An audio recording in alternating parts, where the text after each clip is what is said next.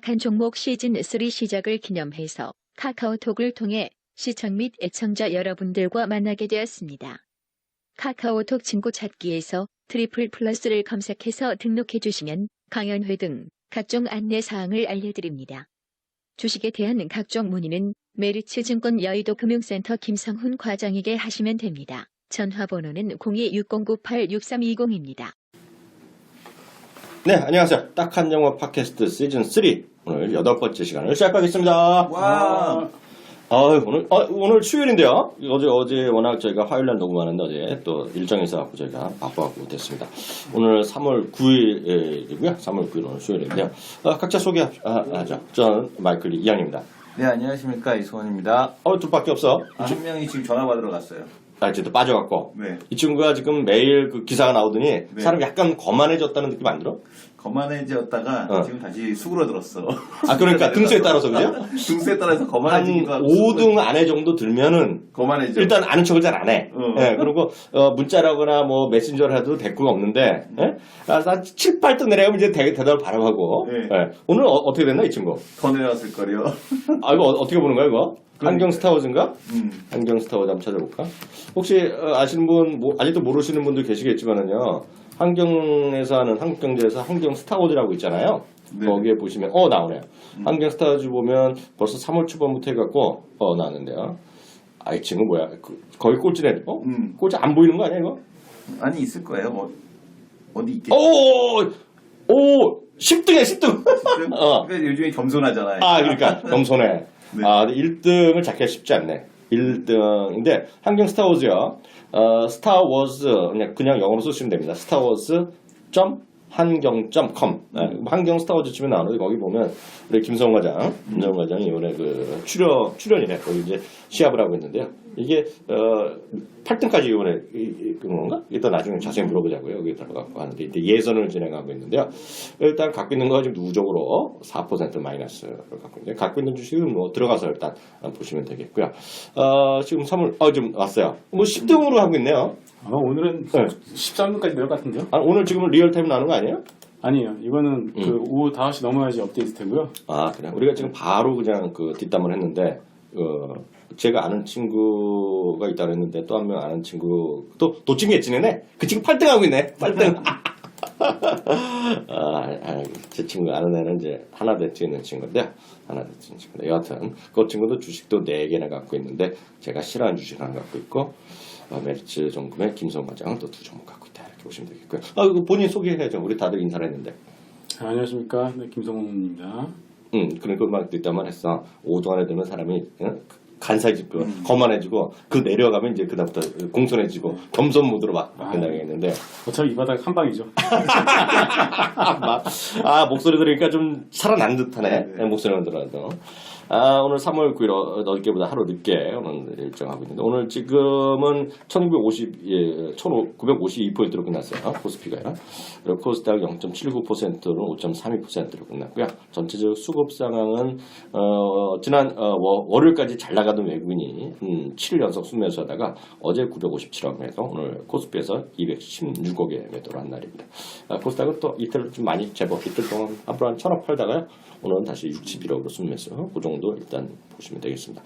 전체적인 시장 상황이라든가 최근 어떻게 지냈는지 우리 잘 나가는 김성 과장부터. 네. 잘 안 나가는데요. 잘 나갔다가 안 나갔다. 일일비하는 남자로 됐어 이제 일일비로. 네. 요새 좀 일단 지금 네. 주도주가 없어요. 아직까지. 네. 주도주가 없는 상황이고요.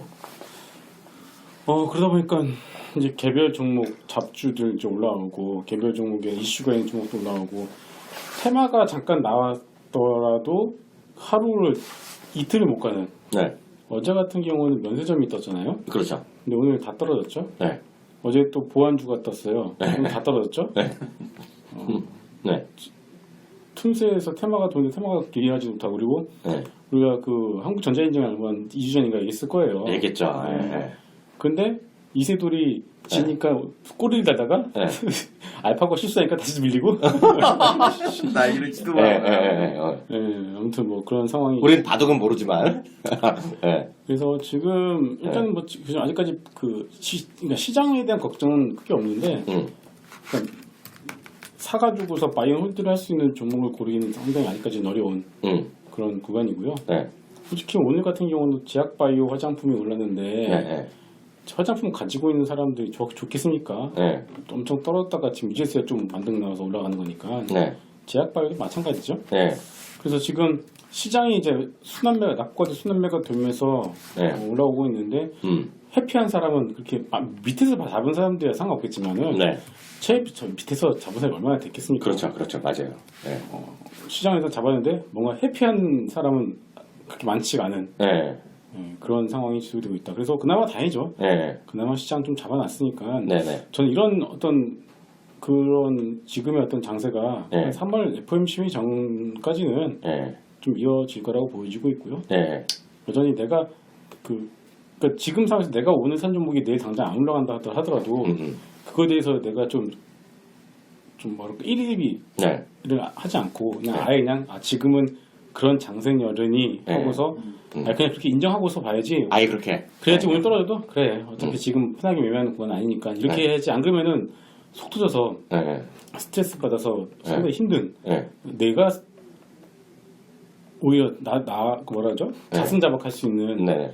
그런 매매가 될 수 있으니까 아예 그런 걸 인정하고 네. 아예 쉬려면 아예 3월 말까지 쉬고 네. 아니면은 그냥 뭐 수익 주면 먹고 네. 아니면 팔고 네. 그런 뭐랄까 좀 단기 매매가 필요한 네.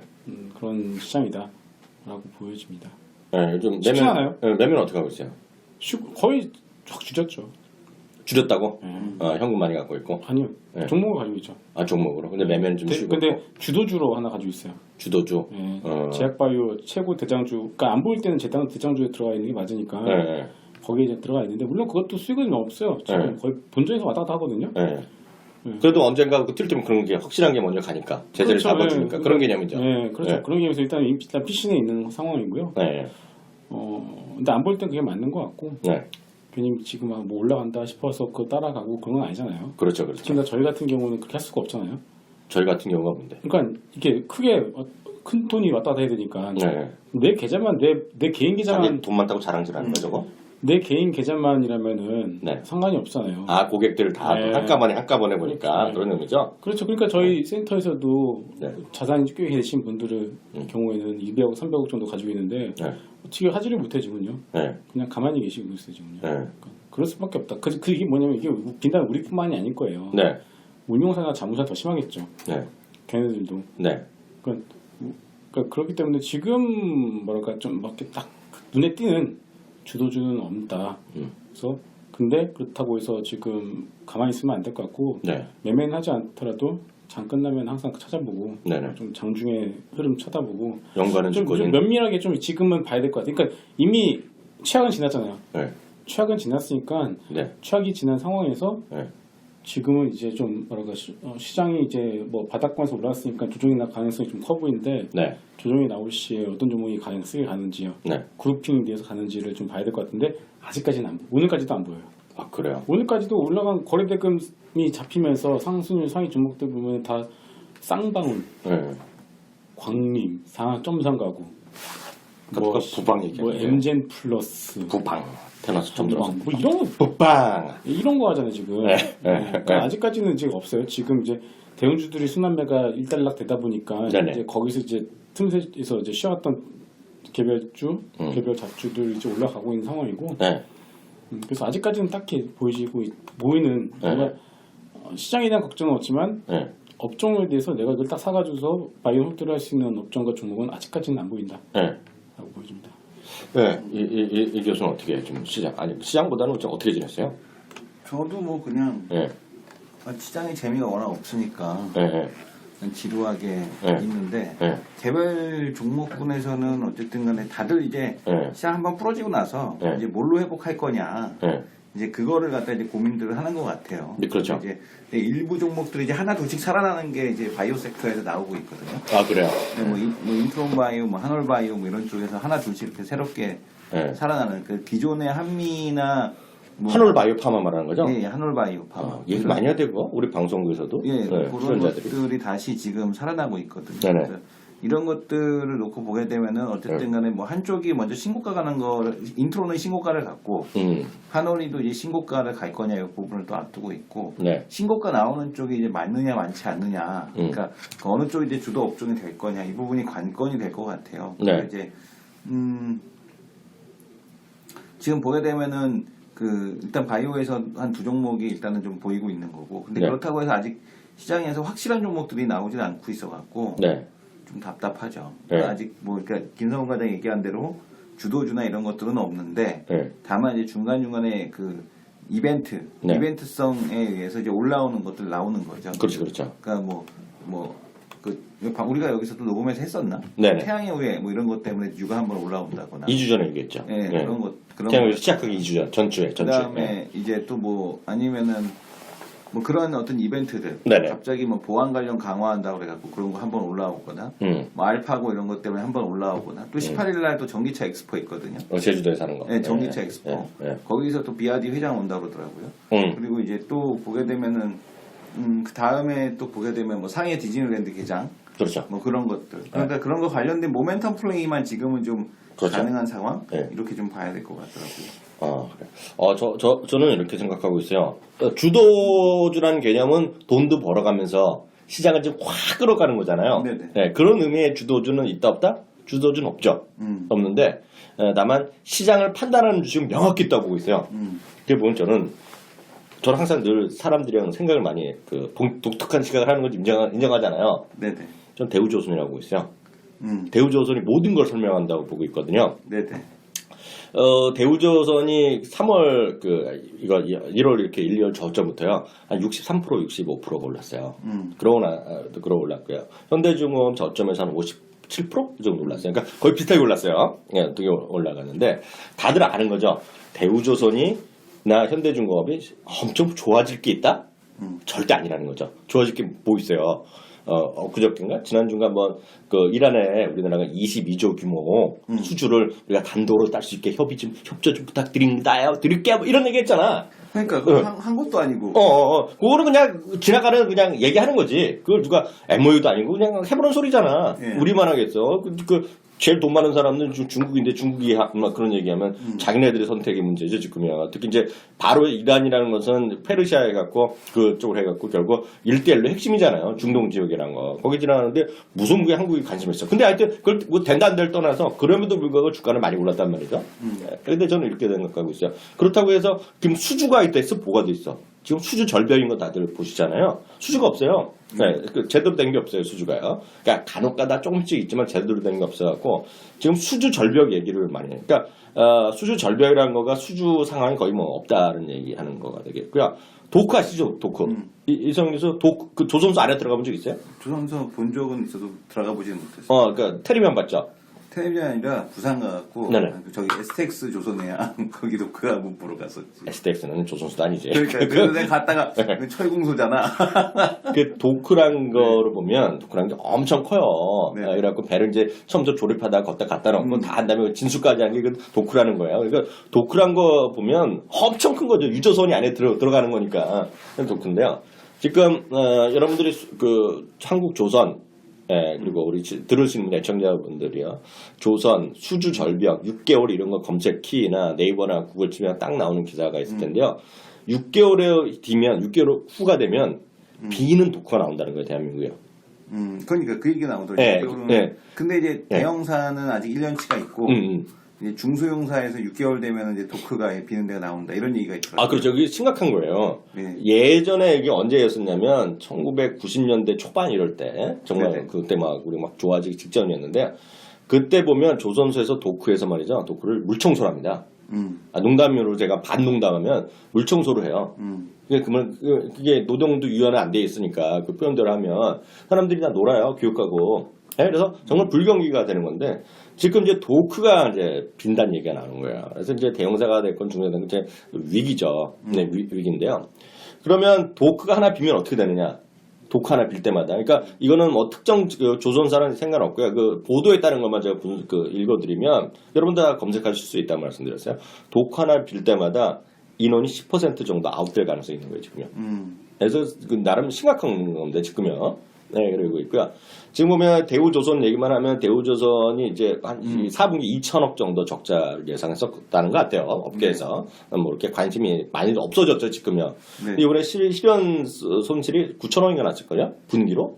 맞죠? 그래갖고 이제 연간으로 보면 5점 몇천억이 났는데, 그래서 빅베스라가 다 됐다는 얘기 하는데, 신영증권 자료를 보면, 뭐, 이제 남을 것도 없죠. 잔량이 없으니까 알 것도 없는데, 그래도 일부 아직 있을 수는 있다는 얘기를 하고 있어요. 근데 문제는 저는 추가적인 손실 저도 걱정 별로 없어요. 왜냐면 이미 수주 잔량이 거의 많이 없어졌기 때문에, 나와봤자 나올 게 없는 거죠.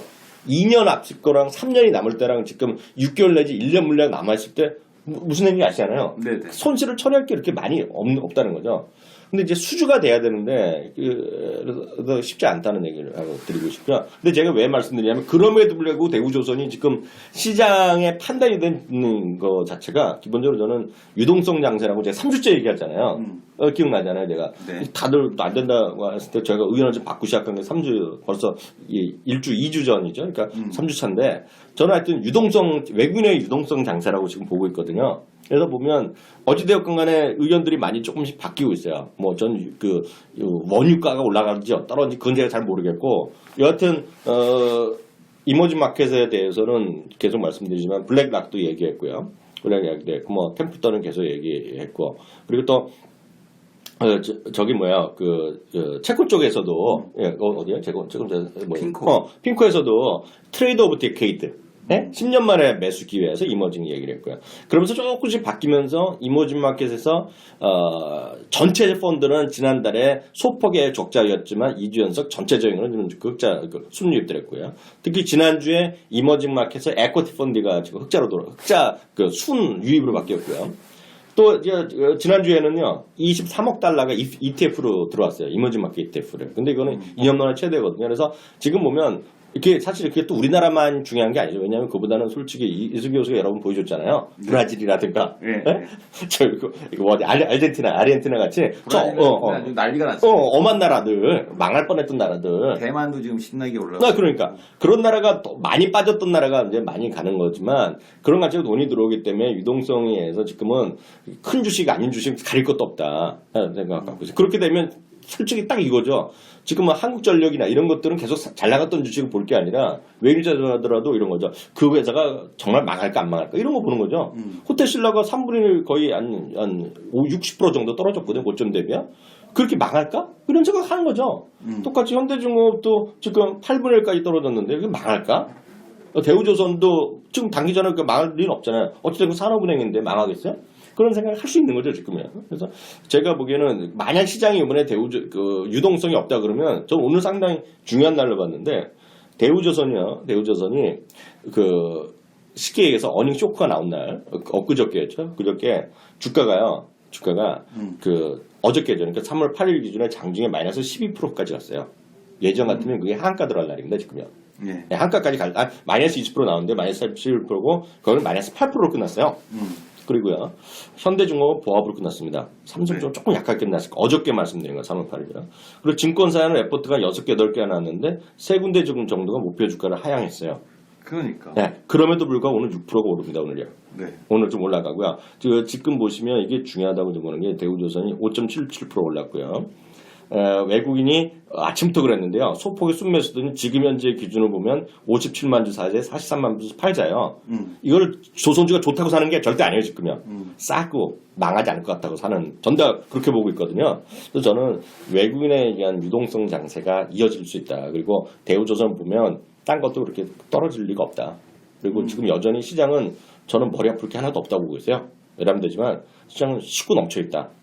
네. 그리고 이제 그 안에서 종목별로 더 수익을 내려 그러면 아까 말씀하셨던 바이오 주식이 됐건 뭐 콘텐츠가 됐건 뭐 간에 개별적 탁탁탁 튀는 것들이 있을 거 아니에요. 신고가 가는 것들이 있고 저도 뭐 그런 거 갖고 보고는 있지만 그보다는 지금은 보다 더 큰 흐름에서 보면 시장이 전 안 밀릴 거라고 보고 있어요.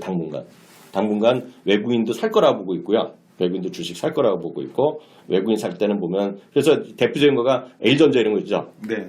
더 갈 거라고 더 가는 가능성이 있다고 보고 있어요. L전자 사실 60% 올랐거든요. 네. 작년 8월 대비 제일 센 대형주 우리가 아는 IT 주중에 대형주인데 목표 주가 저 오늘 약간 실망한 게 오늘 한국투자에서 레포트를 냈는데요.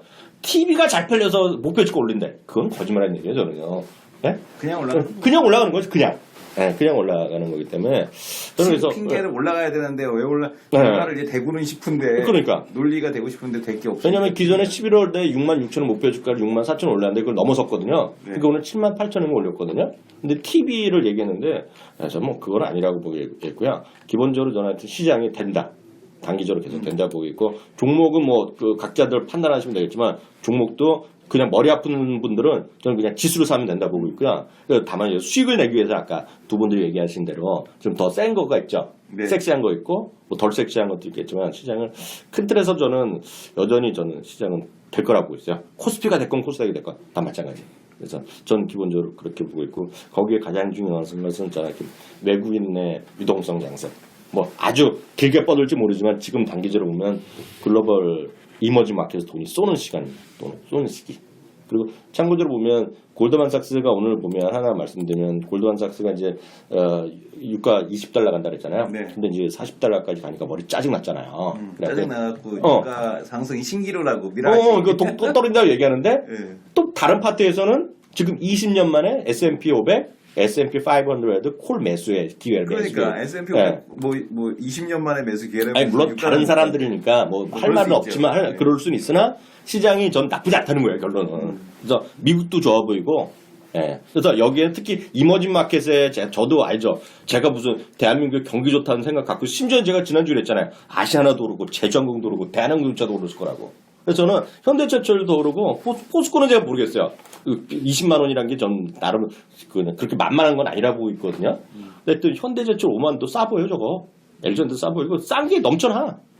그러니까 단점은 이거죠. 이거 제가 제 생각 보면 일봉 볼 필요 하나도 없어. 길게 보신 분들은 그냥 뭐라 그래 월봉 주봉도 아니고 월봉도 아니고 연봉을 봐갖고 졸라 떨어진 거 있잖아요. 기준점은 8분의 1 떨어진 거. 8분의 1 이상 떨어진 거는 제가 보기에 최소한 8분의 1 떨어진다면은 고점 대비 5분의 1 떨어진 정도까지 가지 않을까? 그냥 우스갯소리로. 이게 보면 보세요. OCI도 마찬가지예요. 1월 20일날 6만 원에서 지금 10만 원 찍고 왔잖아요. 어저께 9만 원 9천 원 900원 갔다 왔네.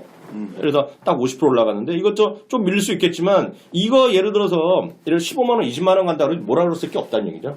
네. 그리고 갖다 댈 이유는 넘쳐나요. 지금 하나 말씀드리면 인도 있죠.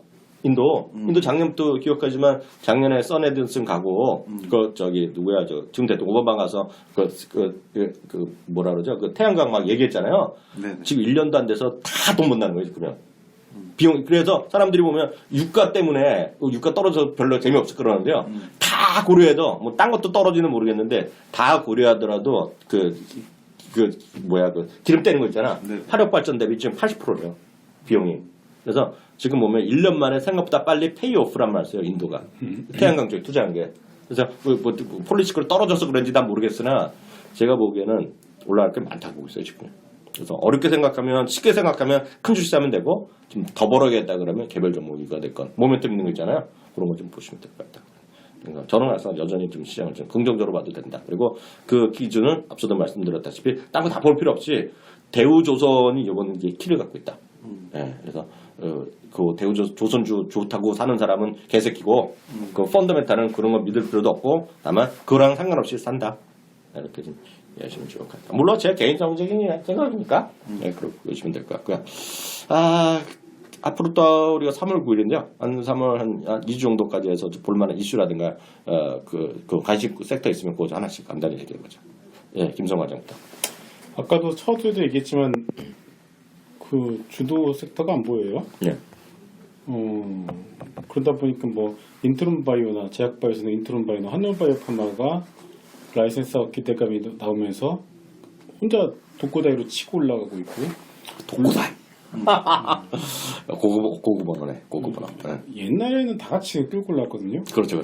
지금 확실히 그 약해진 것 같아요. 약해진 것 같고 즉 제약 이게 약해졌다는 거는 제약바이오도 올 하반기에 시장이 좋아졌을 때 제약바이오 전체가 시장을 이끌어나갈 탑픽 주도 업종이 될 가능성은 그렇게 낮은 것 같다라는 생각도 좀 도중에 들어요. 네. 그러면 화장품이냐? 화장품도 조금 그렇고요.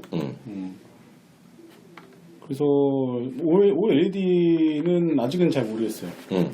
OLED는 왜냐면은 제가 OLED 그러니까 오늘 뉴스가 나왔는데 벤츠 E 클래스에 들어가는 자동차 계기판도 OLED야. LG 디스플레이선 만든 OLED 들어갔다더라고요.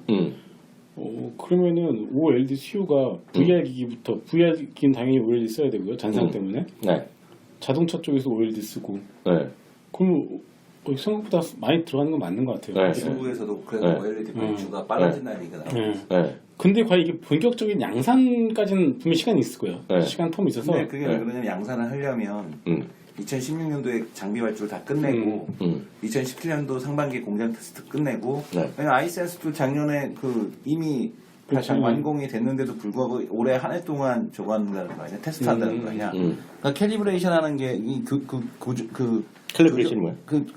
조정하는 거 있잖아요. 맞추고 그런 거 맞추고 공장에서? 단계 공장에서 생산을 하려면 장비를 다 갖다 설치하면 그게 바로 제품이 바로 나오는 게 아니라 그걸 다 조정하는 거거든요. 이래저래. 그러니까 뭐냐면은 장비끼리 뭐 이렇게 이거 끝나고 났을 때 타이밍 뭐 조절해 줘야 되고 어디 만약에 제품이 나와서 불량이 나오게 되면 어느 장비에서 뭐 잘못됐는지 뭐 이런 걸 쭉 계속 공장을 돌리면서 테스트를 해야 되니까 그 기간이 한 짧아도 6개월 정도는 걸린다는 얘기예요. 그러면은 빠르면은 2017년도 하반기에 제품 양산이 들어가는 거고 그러니까 정상적으로는 2018년도 상반기에 제품 양산이 들어가야 되는데 그게 2016년도에 발주가 그래서 다 나와야 된다는 얘기예요. 발주를 주고 그때 납품을 이제 막 시작을 해야지만 된다니까 OLED가 지금 여기서 끝났다고 볼 수 없는 거죠. 왜냐하면 아직도 지금 보게 되면 이제 3분의 1 정도, 그러니까 3분의 1도 아니고 5분의 1 정도 수준밖에 아직 발주가 안 됐으니까 아직도 발주될 거는 많다라고 보는 거고 여기서 플러스 알파 해갖고 중국 거가 중국도 이제 얼마나 빠른 속도로 OLED로 들어올 거냐. 그러면 이제 중국에 들어오면은 우리나라 입장에서 그 세트 업체는 불리하지만 어쨌든 간에 장비 업체에서는 상당히 유리할 수밖에 없는 거고. 근데 중국의 그러니까 OLED에 대해서 부정적으로 보는 애들은 이제 이 얘기를 하는 거거든요. 야, 뭐, 중국이 그러면 LCD 가격 안 낮추겠니? 라는 그런 얘기 하는데, 그 VR이나 지금 얘기해준 저기는 무조건 OLED 가야 되는 거거든요. 왜냐면 안 보이니까 빛 때문에. 빛 때문에 안 보이기 때문에. 홀로렌즈도 마찬가지다. 네, OLED로 무조건 가야 되는 거고. 그리고 그동안 삼성은 그렇게 안 했어, 근데? 삼성은 하고 있었죠. 소형만 했다는 거야? 소형만 하고 있었던 거죠. 그 스마트폰에서만. 근데 이제 그 TV도 또 이번에 간다고 하니까. TV가 간다는 얘기가 또 나오고 우리 형님이 좀 해야 되는 거 아니냐 한마디야? 이재용 부회장이 가야 된다고 얘기했으니까 그래서 OLED가 생각했던 것보다 지금 쉬고 있지만 다들 이제 그 얘기하고도 하더라고요. 이제 밸류에이션 다 온 거 아니야? 근데 숫자 나오는 게 몇 개 없어요. 지금 업종 중에서 화장품 뭐 꺾였다라고 하지만 어쨌든 화장품 숫자 나오는 거고 OLED가 숫자 나올 거고 그러니까 숫자 나오는 업종으로만 놓고 본다면 화장품 뭐 OLED 그러니까 숫자가 나오는 걸 보자. 만약에 이제 여기서 에러가 나오면 또 달라지겠지 정말. 그렇죠, 정말 그렇죠. 뭐 인트론 바이오가 조단위 에러를 하고 하노리 조단위 에러를 해버리게 되면 분위기는 달라지겠지만. 근데 그 조단위 에러가 만약에 안 나오게 되면 이제 진짜 그 시장에서 숫자 나오는 게 그럼 뭐냐? 뭐 화장품하고 이쪽밖에 없는 거예요. 식품 쪽 화장품. 뭐 예를 들어 중국 소비 관련돼서 몇 개. 그네들밖에 없는 거지 뭐. 그리고 뭐 지금 중국 수출도 마이너스 25% 하고 2월 달에. 물론 이제 춘제 영향이 껴있지만. 근데 우리도 뭐 지금 계속해서 수출 감소하잖아요. 이런 거 감안하게 되면은 뭐 쉽지 않은 상황인 거죠. 대형 수출.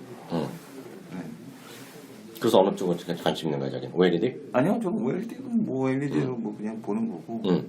뭐 뭘로 할까? OLED를 할까? 아니면은. OLED 말고 딴 거 좀 불러봐. 딴 거? 딴 섹터. 오랜만에? 오랜만에. 다른 섹터 대원 미디어. 대형 미디어? 내용이 좋죠. 그건 뭐야? 대원 미디어 이제 곤 때문에. 곤? 곤이라는 만화가 있거든요. 만화? 곤? 예. 네. 곤이라는 만화가 이걸 왜 보려고 하냐면 어디서 잘도 들어와. 아유. 이 곤이라는 만화가 있는데 이 곤 만화가 중국 CCTV에 방영을 시작했어요. 곤이라는 만화가. 그러면서 이제 중국 CCTV에 이제 가서 하는데 이게 그러니까 뉴하고 똑같은 거죠. 그러니까 얘네 같은 경우가 이제 중국에 대한 쪽에 진출을 했기 때문에 캐릭터 컨텐츠 라이센싱. 그러니까 뭐 만화라든가 만화에서 돈 벌겠지만 그거보다도 이제 그 캐릭터 사업으로 이제 돈 버는 거잖아요. 그렇죠, 그렇죠. 그러니까 지금 유아 쪽 시장에 대한 쪽이 이제 계속해서 커지고 있으니까 곤이 이제 CCTV에 본격적으로 이제 들어가서 상영이 되면서 이 곤이라는 캐릭터로 이제 올릴 수 있는 그런 수익들 이런 것들에 대한 쪽을 좀 기대해 볼 수 있지 않을까. 네. 그래서 이제 이 대원 미디어에 대한 쪽을 좀 봐야 될 것 같고 또 하나는 네.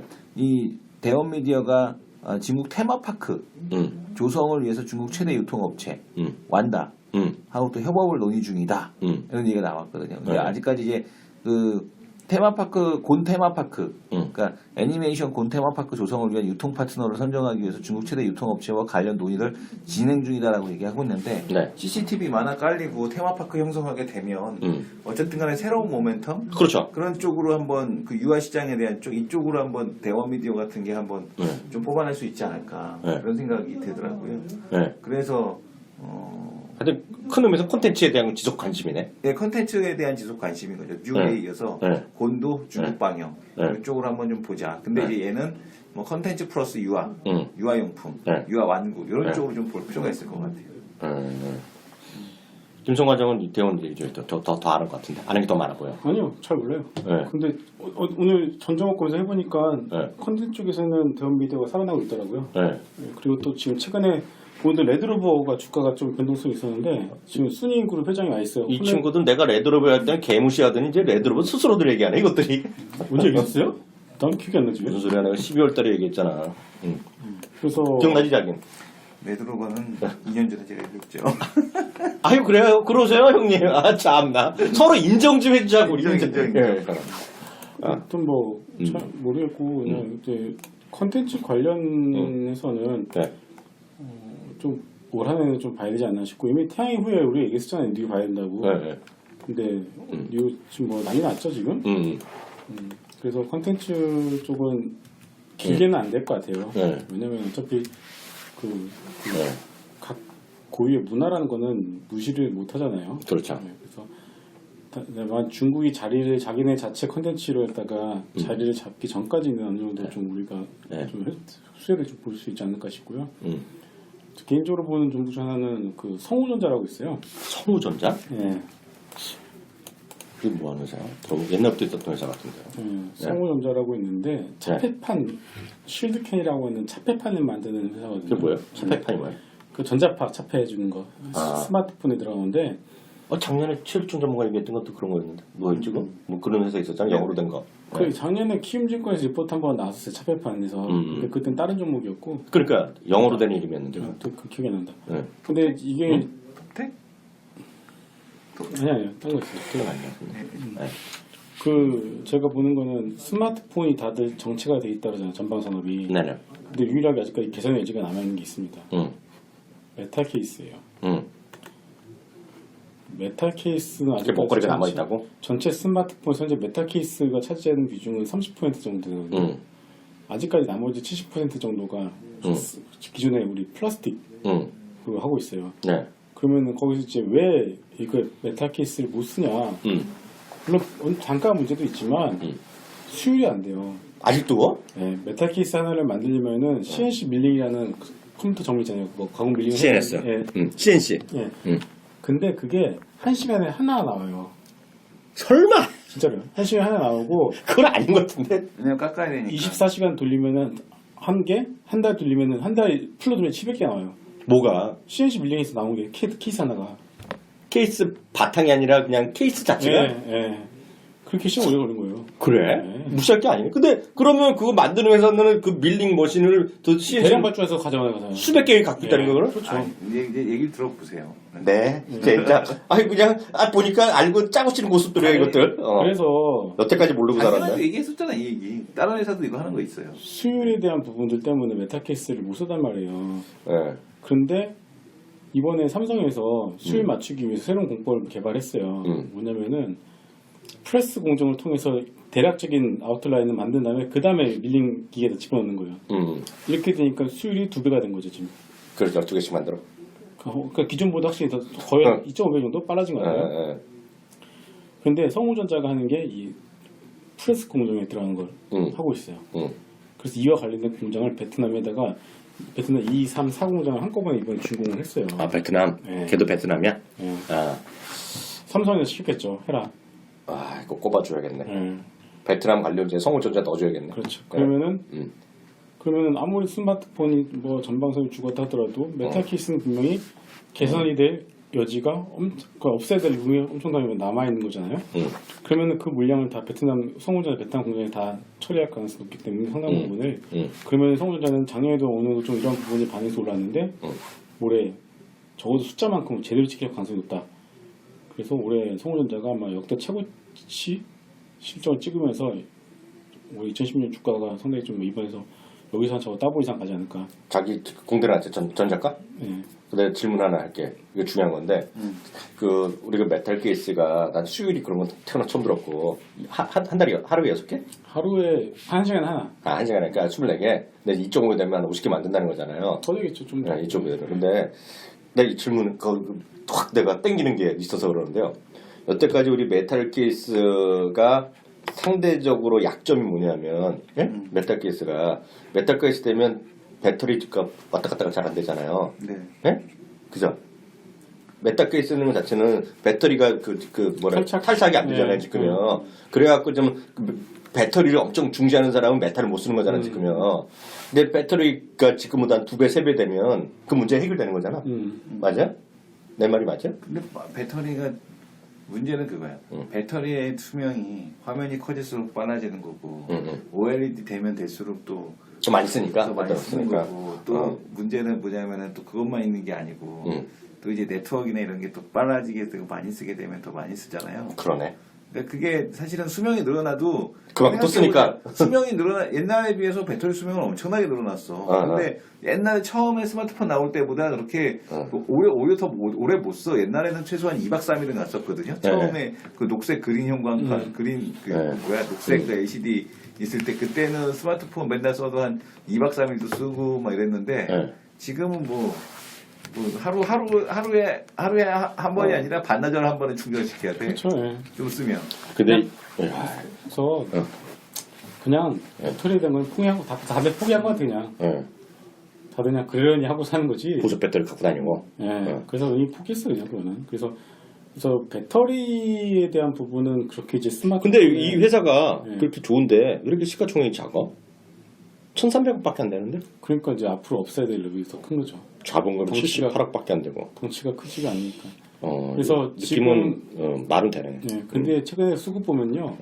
1월 말에 갑자기 들어왔어요 금융 기관이. 형들이 사네. 갑자기 들어왔는데 그 왠지 아세요? 왜냐면은 메탈 케이스는 지금까지 하이 엔드급을 썼잖아요. 그러니까 CNC 밀링 공정을 통해서 나온 것만 썼거든요. 그리고 프레스 공정을 써서 지금의 말씀 프레스 공정을 CNC 밀링을 같이 섞어서 쓴 메탈 케이스는 아직까지 프리미엄 폰은 안 쓰고 중저가 폰을 썼단 말이에요. 그렇죠. 갤럭시 A7 이런 데 있잖아요. 그런데 이거를 삼성에서 갤럭시 S7급 6에다가 적용을 시켰다는 얘기가 있어요. 그게 확인이 되자마자 갑자기 외국인 기관이 들어온 거예요. 즉 베스트셀러에다가 기존 CNC 밀링이 아니라 새로운 공정을 사용한 메탈 케이스를 이제는 쓴다라는 거죠. 그러니까 갑자기 이게 위가 확 열린 거죠. 그 베트남에서 매출 비중이 큰가? 베트남 이제 준공했으니까 이제 준공했어요. 아니 왜 말씀드리면 제가 아시다시피 베트남에 관심 엄청 많잖아요. 근데 요즘 미국에서도 제일 많이 주목받는 나라는 베트남이라는 거 제가 이런 말씀드렸잖아요. 그래갖고 한세실업 있잖아요. 한세실업 갑자기 한세실업 요즘 좀 많이 올랐으니까 좀 쉬잖아요. 신고가 거의 근처까지 갔다가 2,000원 못 찍고 이번에 좀 내려오고 있거든요. 15% 내렸는데요. 이거를 외국인이 계속 왜 사냐면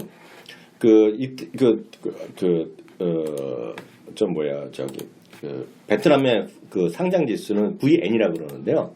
실제로 거기가 좀 작아요. 거기 상장되는 것들이. 그래갖고 VNM이라고 VNM이라고 그러니까 베트남 전용 ETF로 세계에서 제일 유명한 거거든요.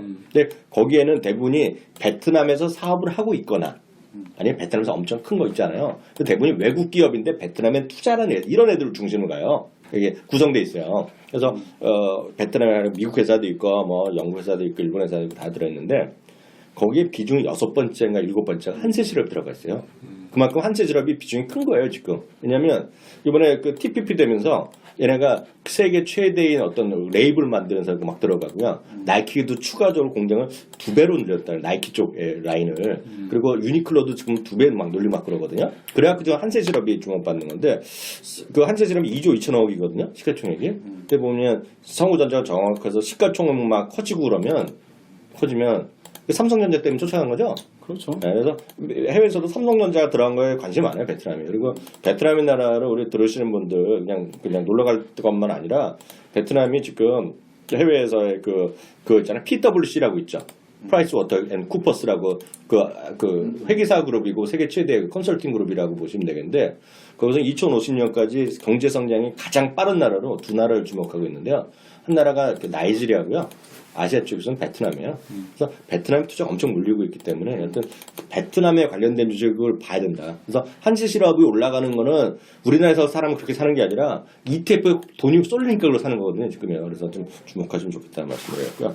저도 하나 말씀드리면 저는 아까 겹치는 게 약간 있긴 있는데 저는 하여튼 시장을 아까 말씀드렸고 어떤 그 모멘텀 위주로 하나 말씀드리면 아까 이성에서 잠깐 말이 잠깐 나온 건데 지금 온통 관심은 6월 16일 날 그 그랜드 오픈하는 디즈니 상해 디즈니에 몰려 있다. 이걸 좀 중요시 여기셔야 돼요. 근데 이게 왜 어떤 사람이 그러죠? 야 이거 6월인데 벌써부터 얘기하냐 그러는데 그게 아니라 3월 28일 날 티켓을 팔기 시작합니다. 예매하고 대대일 세일이 들어가요. 그래갖고 지금 난리가 나 있어요 지금 미국에서 미국이 아니라 아시아권에서 난리가 나 있는데 우리나라도 제가 보기에 이거 3월 말 되면 상해 관광 이런 거가 엄청 할 겁니다. 그리고 5월 6월로 가면 뭐 상해에 불날 가능성이 있어요. 그래서 있는데요. 이게 어느 정도 규모냐면 도쿄의 2배, 홍콩의 3배거든요. 전 세계 17개인가 6개인가 지금 있어요. 디즈니랜드가 전 세계에 있는데요. 디즈니 그룹 전체 매출, 그 이익에서 차지하는 거에서 그 리조트 쪽에서 비중이 한 30% 정도 돼요. 25배에서 30% 왔다 갔다 하거든요. 요번에 지금 얘기로는 장기적으로 봐서 그 6개, 7개 버는 만큼의 수익을 상해에서 단독으로 난다 그래요. 근데 지금 제가 갑자기 상해액을 얘기하는 것 중에 하나가 뭐냐면 그래서 이번에 디즈니랜드에 관심이 많은데 거기에 온통 쏠려 있는 거가 도대체 미국 수준의 미국에 있는 만큼의 그 소위 이제 볼거리를 갖다 놓겠냐는 건데 그 우려하니까 그건 뭐냐 최첨단을 갖다 놓겠다는 거예요. 근데 이번에 최첨단의 핵심이 VR이에요, VR. 디즈니가 이번에 노리는 거가 그래서 각종 예를 들어서 우리가 안 가봤으니 할 말은 없으나 각종 그 안에서 놀이기구만 타고 다닐 때 뭐 버쩍버쩍하는 거 많이 해놓을 거 아닙니까? 예전에 제가 10년 전 이전에 갈 때도 그때 벌써 그 4D 있잖아. 4D 그런 그 의자 갖다 놓고 지금 보면 우리나라 극장 가면 뭐 흔들거리는 거 있죠. 네. 그걸 이미 걔네가 10년 전에 20년 전에 해놨거든요. 그러니까 이번에 VR을 하려면 뭐 스타워즈 관 이런 거 다 그런 거 쏘겠다는 거예요, 지금요. 그런 게 있고 거기에 관련된 것들이 여전히 그래서 좀 VR이라든가 거기에 했는데 VR은 보면 모에리드도 있겠지만 결국 콘텐츠이기 때문에 콘텐츠와 관련된 투자를 디즈니가 계속 얘기하고 있어요 지금요. 그래서 그런 것들 그리고 관련된 하여튼 게 뭐가 됐건 간에 뭐 근거가 있건 없건 간에 하여튼 각종 콘텐츠 전 세계적으로 콘텐츠가 계속 될 거라 보고 있고요. 지금 HBO의 전략 하나 말씀드리면 HBO가 지금 상당히 밀렸거든요 지금요. 넷플릭스가 온 다음에 그래서 넷플릭스가 엊그저께 전략을 내세운 거가 넷플릭스만큼 오리지널 더 만들겠다는 게 지금요. 그래서 뒤집겠다는 얘기하고 있고요. 그러다 보면 우리나라도 SK가 CJ 헬로비전 해갖고 인수 합병하면서 걔네들은 한국판 넷플릭스에서 콘텐츠 투자 엄청 늘리겠다 그러고 있잖아요. 그래갖고 뭐 하우스 오브 카드 수준 만들겠다고 얘기하는데 그 턱도 없는 소리지만 기본적으로 보면 그 환경 자체는 콘텐츠 회사들의 제작 환경은 좋아질 수밖에 없죠. 당분간은. 그게 뭐 7, 8년 후에 되면 저도 중국 사람들이 우리나라 거 안 보고 직접 다 만든다고 보고 있으나 그거는 앞으로 먼 얘기고 단기적으로 보면 배워야 될 게 워낙 많기 때문에 우리나라 그 제작 환경에 대해서 그리고 우리나라 또 싸게 잘 만들잖아요. 그래서 그런 것들에 대한 매력이 있기 때문에 여전히 있겠고요. 그러니까 유를 잠깐 말씀드렸는데 유는 이제 다 알려진 거잖아요. 네. 조금만 검색해 보면 사전 제작 드라마가 올해 준비된 게 4개 정도 있어요. 거기 회사 다 나오거든요. 그 허접한 회사들 많이 있는데요. 그 중에서 보면 사만가 뭐 그런 걸 못했을걸? 사만 네트워크스, IHQ 같이 해요. 그러니까 그런 것도 다 데릴 거야. 그런 것들이 재료가 살아있는 거예요. 그런 것들. 그래서 그런 것도 좀 보시면 좋을 것 같고요. 그게 중요한 게 뭐냐면 이게 어떻게 된 거냐면은 겨울 연가가 히트를 하고 나서 네네. KBS 아무 생각이 없이 그냥 5대5로 줬던 거예요. 네, 그렇죠. 페나인트한테 5대5로 줬던 거예요. 지금 보게 되면은 이세돌이 졌어? 아니 아직. 자, 7집 반이라는 거는 그럼 나중에 얘기해. 이재동이 이겼어? 아니, 쉽지 않다는 거죠. 쉽지 않다.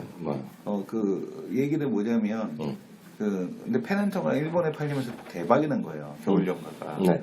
그리고 거기서부터 이제 방송국이 각성을 한 거지. 아 씨발 이거 뭐야 돈 내가 대고 왜 쟤네들이 벌어? 이런 거지. 그러니까 이제 열받아서 얘네들이 5년 안에 다 이거를 갖다가 이제 귀속시킨다라고 얘기했거든요. 그래서 5년 안에 귀속시킨다고 그랬거든요.